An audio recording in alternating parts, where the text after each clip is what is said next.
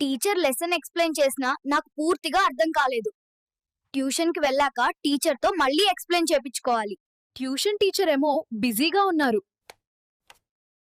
ఇలా ఉంటే నా డౌట్స్ ఎప్పుడు క్లియర్ అవుతాయి? అమ్మా, నాన్న వాళ్ళ పనుల్లో బిజీగా ఉన్నారు. ఇప్పుడు నా డౌట్ ఎలా క్లియర్ అవ్వాలిరా బాబూ? అమ్మా, నన్ను స్కూల్లో టీచర్ కొడుతోంది. ట్యూషన్‌లో టీచర్ బిజీగా ఉన్నారు. నేను చదువుకోలేకపోతున్నాను. అరుణ్కి స్టడీస్లో ప్రాబ్లం ఉండటంతో రమ్యగారు ఈజీ టు లెర్న్ ప్లాట్ఫామ్ని సంప్రదించారు. ఇప్పుడు అరుణ్ ఎంతో సంతోషంగా ఉన్నాడు.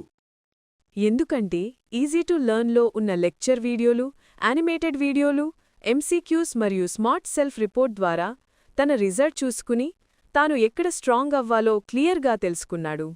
ఈజీ టు లెర్న్‌కి థ్యాంక్స్. మీరు కూడా మీ పిల్లలకు ఈజీ టు లెర్న్ పరిచయం చేయండి. స్మార్ట్ లెర్నర్స్ అవుతారు.